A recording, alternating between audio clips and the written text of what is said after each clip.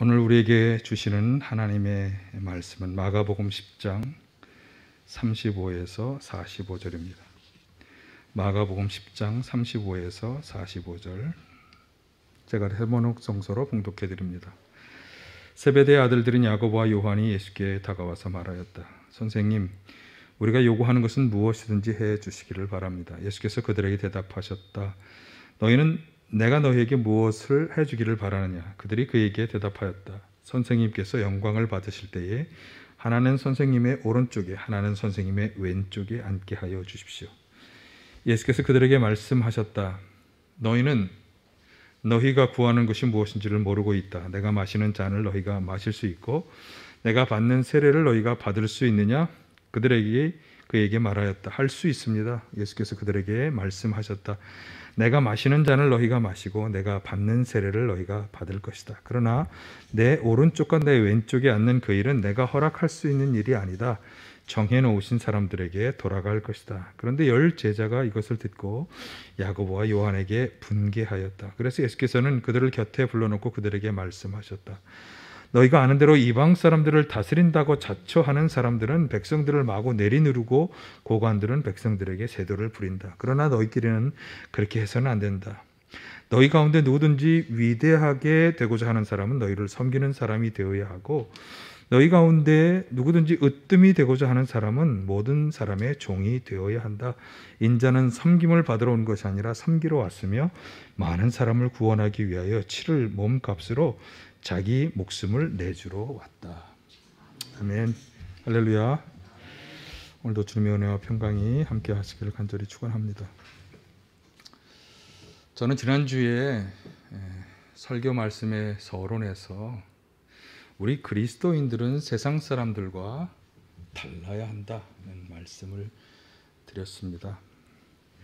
사실 그리스도인이나 비그리스도인이나 모두가 다 똑같이 잘 살 수도 있고 가난하게 살아갈 수도 있습니다. 건강하게 살아갈 수도 있고 병이 들 수도 있습니다. 또 수술을 할 수도 있습니다. 사업이 성공할 수도 있고 망할 수도 있습니다. 그것은 그리스도인이나 비그리스도인이나 다 경험하게 되는, 어떻게 보면 삶에 우리가 겪게 되는 그런 일들입니다. 그렇다면 하나님을 믿고 예수를 믿는 우리 그리스도인들은 세상 사람들과 무엇이 달라야 하는 것일까?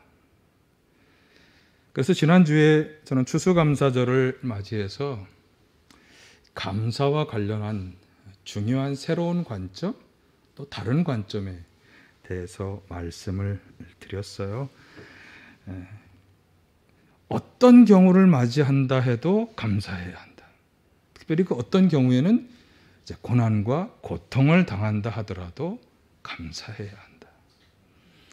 특별히 이스라엘의 예를 들어 드렸는데요. 수년 동안의 가뭄과 메뚜기떼의 공격으로 말미암아서 정말 마실 것, 먹을 것 등이 없는 황폐해진 땅, 그런 땅에서 살아가는 그 백성들에게 요청되는 것이 있었죠. 그게 무엇입니까?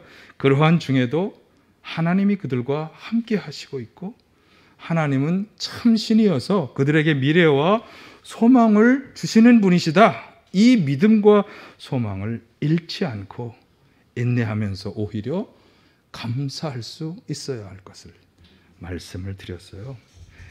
그것이 우리 그리스도인들이 가져야 하는 다른 관점인 것입니다. 오늘 이 마가복음 본문에서도 저는 어떻게 보면 세상 사람들은 전혀 생각할 수도 없고 가질 수도 없는 그런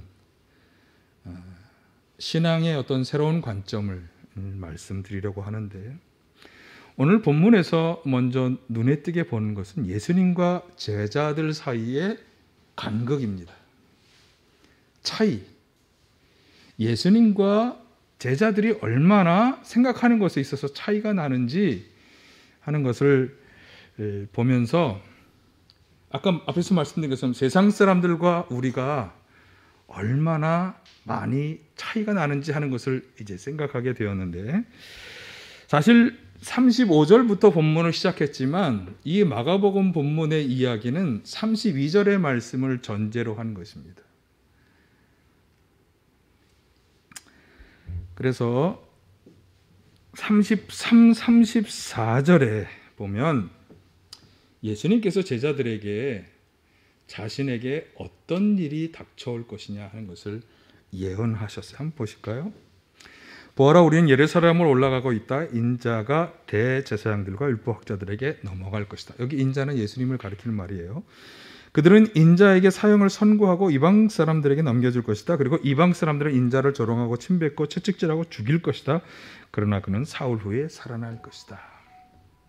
자, 이 구절에서 예수님은 자신이 겪게 될 조롱과 죽음 그리고 부활에 대해서 예언하신 것이죠.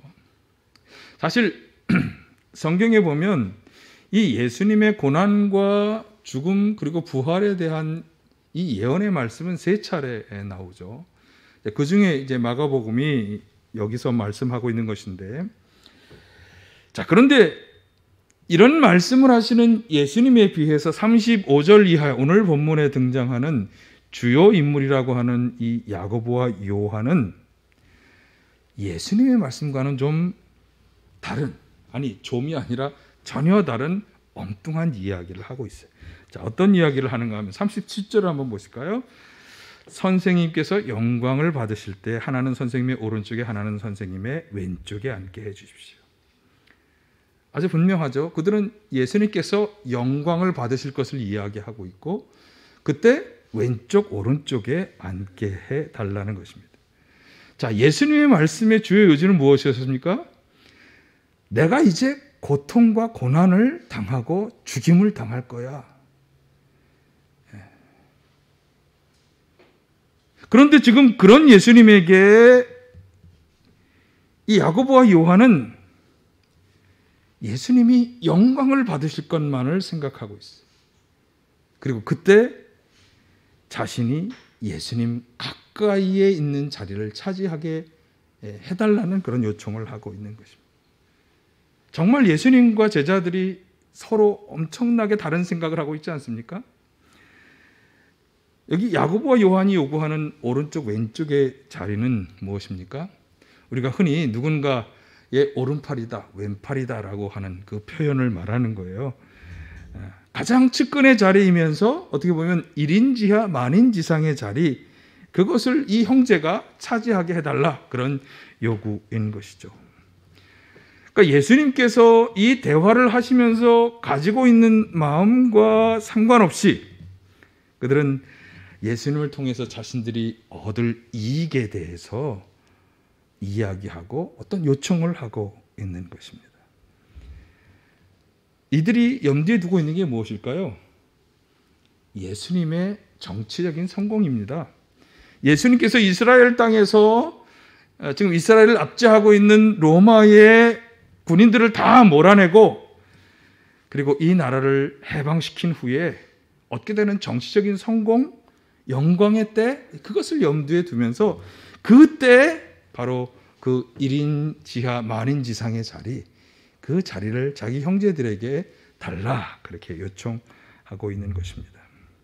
먼저 이 두 사람에게서 우리가 무엇을 볼 수 있습니까? 욕망, 그렇죠? 성공하고자 하는 욕망, 영광을 차지하고자 하는 욕망. 그들은 그것을 누리기를 간절히 원하고 있습니다. 그러면 다른 제자들은 어떨까요? 야고보, 요한 외에 다른 제자들의 반응은 41절에 나옵니다. 어떻게 하고 있습니까? 이 이야기를 듣고 여기 분개하였다. 이 분개는 분노와 같은 말입니다. 다른 제자들이 분노한 거예요. 왜 분노했겠어요? 야, 그렇게 예수님의 마음을 못 알아보냐? 이런 분노가 아니에요. 그들도 야고보와 요한과 같은 마음, 높아지고 높은 자리에서 영광과 성공을 누리기를 원하는 마음이 있는 거예요. 그런데 지금 이 야고보와 요한이 먼저 그 자리를 차지하겠다고 얘기하니까 화가 난 거예요. 어떻게 보면 선수를 친 것에 대한 분노, 그런 분노인 것이죠. 어쩌면 당시의 혼란한 상황 속에서 예수님의 제자들이 예수님을 따라다닌 이유가 바로 이런 이유 때문이었을지도 모릅니다. 언젠가 예수님을 통해서 빛을 보고 영광을 누릴 것을 기대하면서 열심히 예수님을 따라다니는 거죠. 저는 이 이야기를 보면서 이게 그들 제자만의 이야기일까? 오늘 예수님을 믿고 따르는 우리 그리스도인들도 바로 이와 같은 마음이 아닐까 하는 생각을 하게 되었습니다. 예수님을 믿고 따르기 때문에 우리도 어떤 보상을 얻어야 한다고 생각하지는 않습니까? 예수님을 믿으니까 축복받아야지. 예수님을 믿으니까 건강해야지. 예수님을 믿으니까 사업이 잘 되고 많은 돈을 벌어야지. 그런 생각을 우리도 기대하고 있는 것은 아닙니까? 사실 저 자신만 봐도 그렇습니다. 제가 하는 수많은 기도들, 제가 새벽마다 저녁마다 울부짖으며 하는 기도들, 그 기도의 내용들이 가만히 보면 저도 이 야고보와 요한과 크게 다르지 않은 생각을 하고 있는 것 같아요. 여러분들은 어떠십니까? 신앙생활하면서 어떤 마음을 가지십니까? 그런데 이런 마음의 제자들과 오늘 우리들에게 예수님은 전혀 다른 대답을 하시고 있습니다. 오늘 우리가 주목해야 하는 말씀이에요. 우선 야고보와 요한에게 물으시죠. 38절, 내가 마시는 잔을 마실 수 있고 내가 받는 세례를 받을 수 있겠느냐? 자, 이 잔이 무엇이고 이 세례가 무엇일까요? 43, 45절이 이렇게 말씀하죠. 누구든지 위대하게 되고자 하는 사람은 섬기는 사람이 되어야 하고 누구든지 으뜸이 되고자 하는 사람은 종이 되어야 한다. 인자는 섬김을 받으러 온 것이 아니라 섬기러 왔으며 많은 사람을 구원하기 위하여 치를 몸값으로 자기 목숨을 내주러 왔다. 자, 권력과 영광을 기대하고 구하는 제자들에게 예수님께서는 자신이 마시는 잔, 그 잔을 마실 수 있느냐? 여러분, 이 잔이 어떤 잔일까요? 바로 예수님이 예언하신 것처럼 모든 것을 다 거꾸로 해야 하는 고난의 잔. 으뜸이 되고자 한다면 섬겨야 하고 종이 되어야 하는 것이죠. 그래서 예수님은 나는 섬기러 왔고 내 목숨을 내주러 왔다. 그렇게 말씀하신 것입니다. 예수님과 제자들이 얼마나 큰 간격의 차이를 가지고 있는지를 우리가 분명히 알 수 있죠. 제자들과 예수님의 기대가 또 예수님과 제자들의 욕망이 서로 충돌하는 모습을 우리가 볼 수 있습니다. 높아지고 많이 가지려고 하는 이 땅과 세상 사람들의 기대를 그대로 가진 제자들의 욕망과 그것과는 전혀 다른 하늘의 기대, 하나님의 기대와 소망을 가지신 예수님의 기대가 충돌하고 있는 것입니다. 사실 우리 자신들을 비롯해서 세상의 많은 사람들은 어떤 지위나 명성이 올라가고 또 많이 가지고 건강하게 되는 것, 이런 것을 통해서 인생의 만족과 행복을 얻을 수 있다고 생각합니다. 그러나 예수님은 그렇게 말씀하시지 않는 것이죠.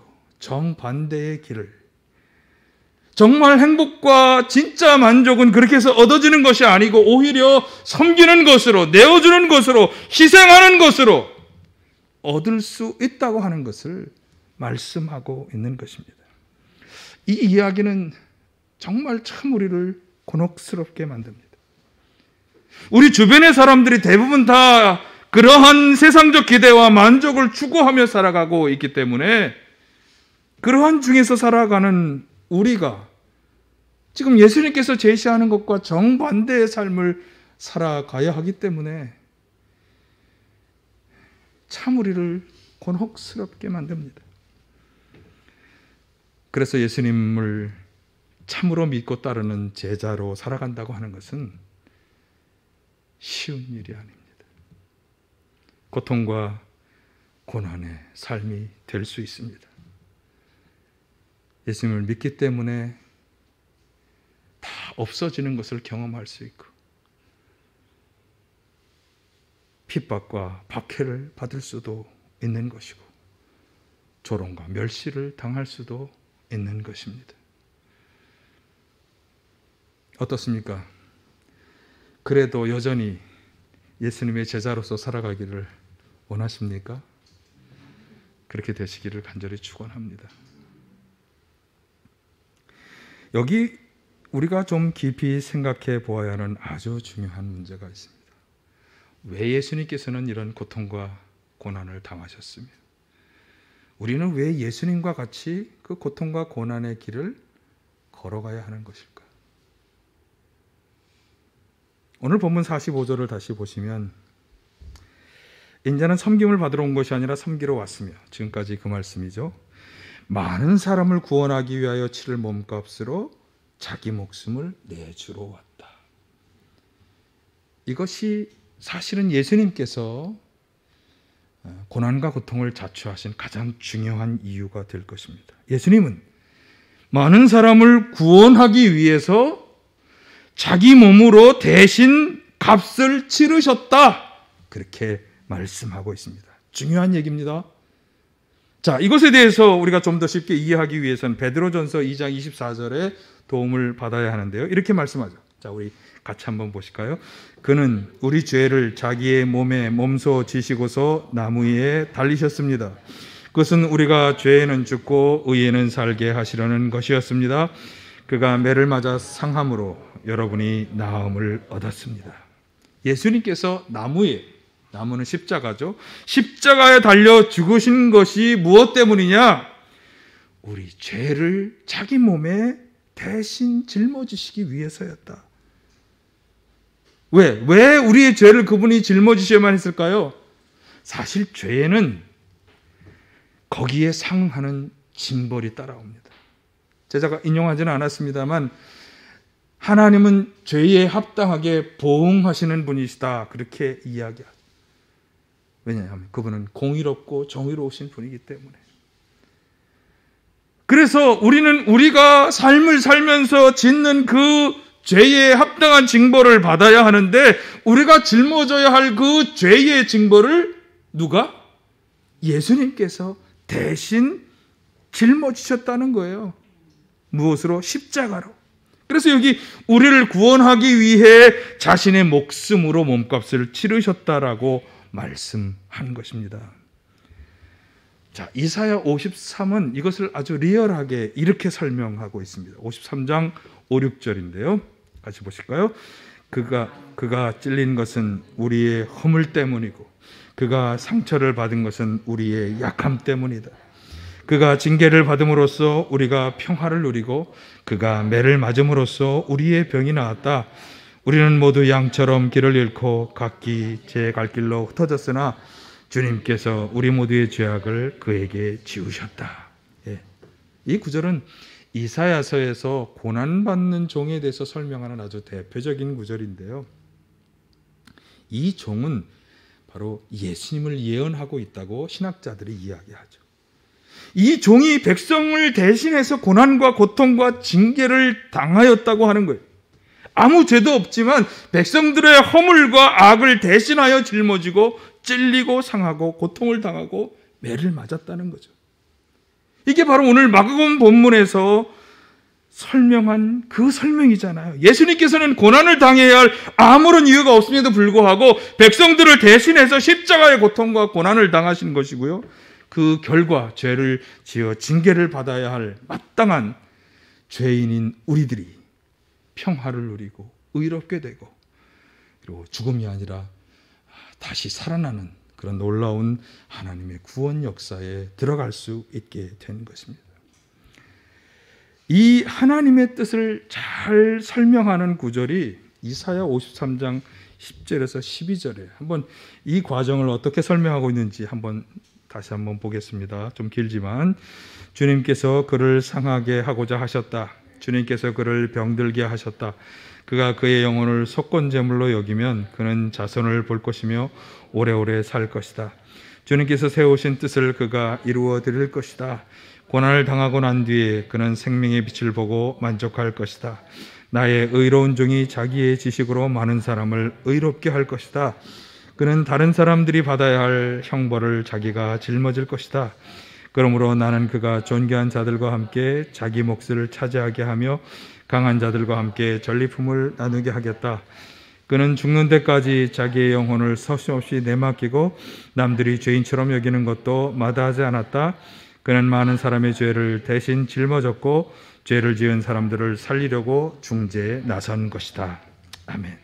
사실 길지만 이 구절에서 우리가 기억해야 할 몇 가지 중요한 점을 꼽으라면, 하나님이 그를 속건제물로 여기셨다는 것이고, 하나님의 뜻을 그가 이루어드리는데, 그 뜻을 이루어드리는 일이 무엇이냐 하면 사람들을 의롭게 하고 다른 사람의 형벌을 대신 짊어지게 한다는 거죠. 이 마지막에 나오는 빨간 말씀이 사실 이 모든 것을 다 축약한 핵심적인 말씀이 되겠습니다. 사람들의 죄를 대신 짊어져서 사람들을 살려내셨다. 그러니까 하나님께서 이 종으로 하여금 고통을 받고 상하고 병들게 하신 것은 그를 속건제물로 삼아서 백성들을 구원하려고 하는 것이었다는 거죠.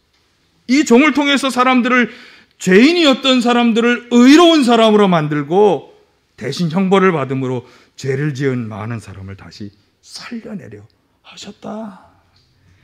이게 바로 하나님께서 예수님을 통해서 저와 여러분 가운데 행하신 놀라운 구원의 역사인 것입니다.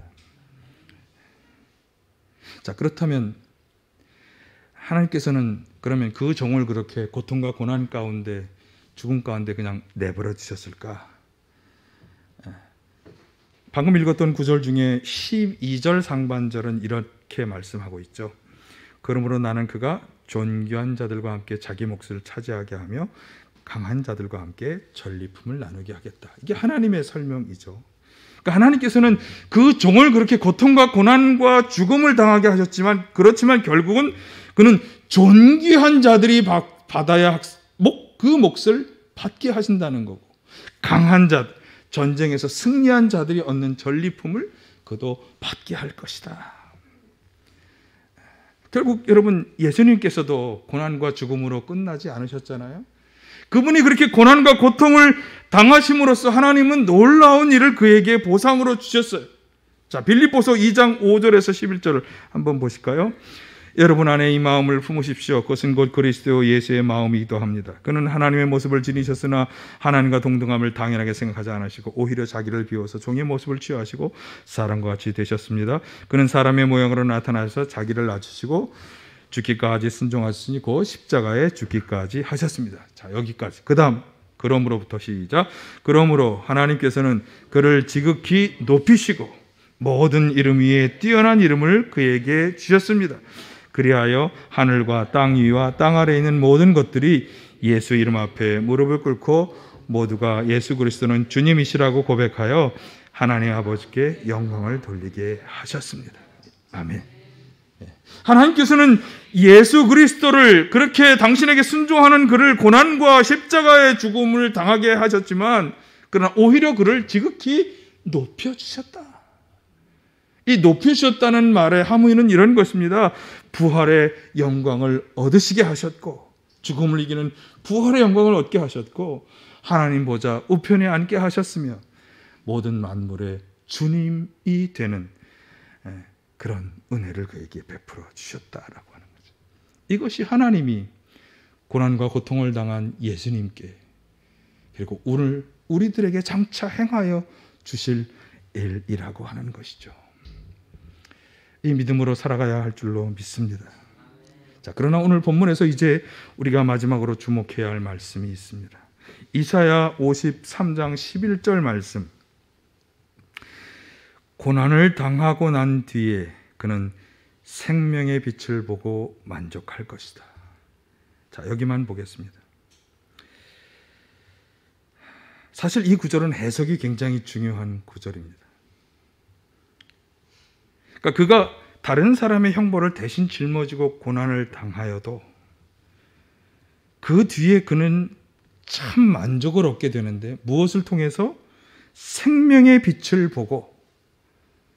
이 말씀을 주목하시기 바랍니다.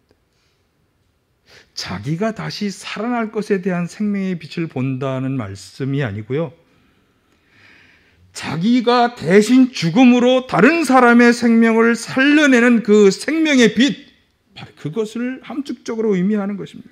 자신은 결국 고난과 고통을 당하여 힘들고 어렵지만, 결국 자신의 생명까지 내주는 희생을 하였지만, 그러나 그것이 그 생명의 빛으로 나타나는 것을 보고 다른 사람들을 살려내고 그들을 구원하는 그 생명의 빛이 비치기 시작하는 것을 보고 만족할 것이다. 하나님의 뜻, 하나님이 바로 그것을 원하셨던 거잖아요. 아까 우리가 읽은 구절에 의하면 그를 형벌에 내주었지만 그를 통해서 백성들을 의롭게 하고 다시 살려내고자 하는 것이 하나님의 뜻인데, 그 일이 이루어지는 것을 보고 그는 만족할 것이다. 종은 무엇을 보고 만족합니까? 사람을 살려내는 일로부터 오는 참된 만족을 얻는 것입니다. 이 점에서 우리는 예수님과 마가복음에서 예수님과 제자들의 대화를 다시 생각해야 합니다. 제자들은 높이 올라가는 것, 영광을 받는 것에 관심이 있습니다. 그것을 통해서 그들은 참된 행복한 만족을 얻을 것으로 생각했을 것입니다. 그러나 예수님께서는 섬기는 사람, 종이 되어야 한다고 말씀하셨는데, 그 이유가 바로 여기에 있는 것입니다. 만약 제자들의 소원대로 예수님께서 정치적인 성공을 거두시고 이스라엘 백성들로부터 영광을 받으시게 되었다면, 그리고 제자들이 그 영광스러운 왕의 측근으로서 그들도 권력을 누리고 성공과 영광을 누리게 되었다고 할 때, 자, 그 만족과 행복은 어디서 오는 것입니까? 그것은 세상으로부터 오는 것이고 세상의 권력으로부터 오는 것입니다. 그런데 그러면 그 만족은 얼마나 지속될까? 오늘날 정치적인 성공을 거두는 분들이 거두는 만족 10년, 20년? 좀 길게 봐서 그들이 살아있는 동안 계속해서 그 영광과 성공을 누린다고 할 때 40년, 50년일 것입니다. 그러나 우리가 이 땅에서 살아있는 동안 그런 행복과 만족을 누린다고 해도, 그러면 이 세상의 생명이 끝나고 난 뒤에는 어떻게 될까?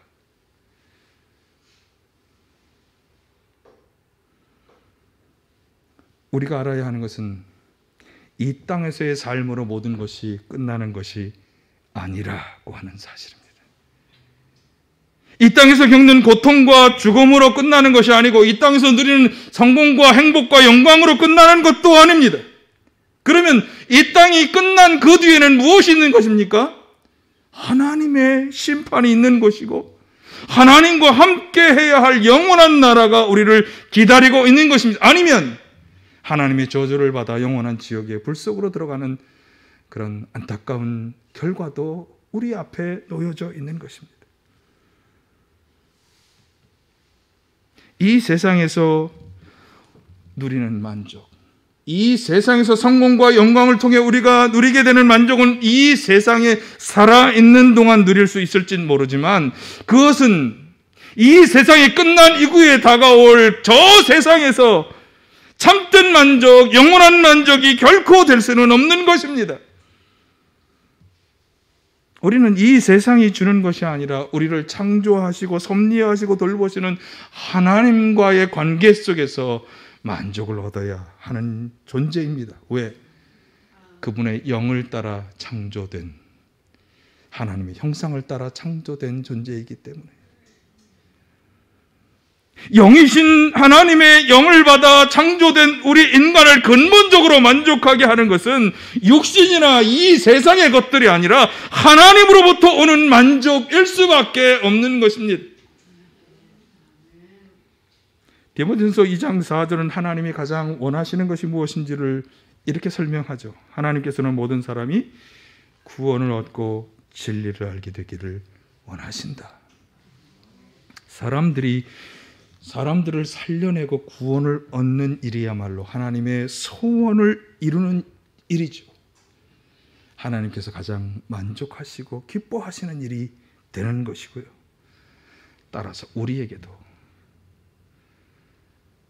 기쁨과 만족을 참으로 주는 일이 되는 것입니다.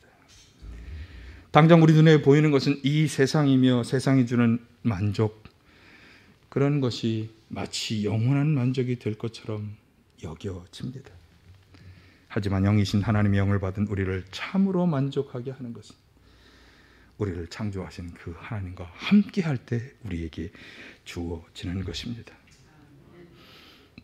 우리가 무엇이 세상 사람들과 달라야 하는 것입니까? 우리가 그리스도인이면서도 여전히 육의 것을 통해서, 이 세상의 것들을 통해서 만족을 구하고 살아가고 있다면 어떻게 참 그리스도인이라고 할 수 있겠습니까? 어떻게? 육의 만족은 일시적이고 순간적인 것입니다. 아무리 길어도 50년을 넘어갈 수 없는 것입니다.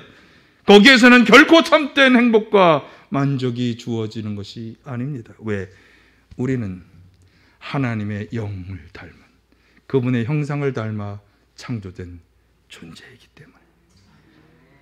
비록 고난받는 종은 고통의 삶이었지만 그 고난의 결과는 많은 사람을 구원하는 귀한 역사, 하나님이 가장 원하시는 역사였습니다.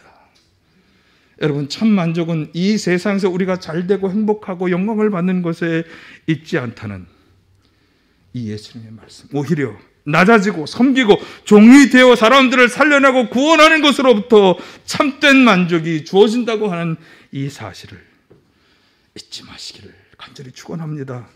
세상 사람들은 결코 알 수 없고 경험할 수 없는 신앙의 진리, 영적인 진리입니다. 이 하늘의 진리, 영의 진리를 깨달으셔서 이 귀한 사람을 살려내고 구원하는 일에 적극적으로 참여하시기를 간절히 축원합니다.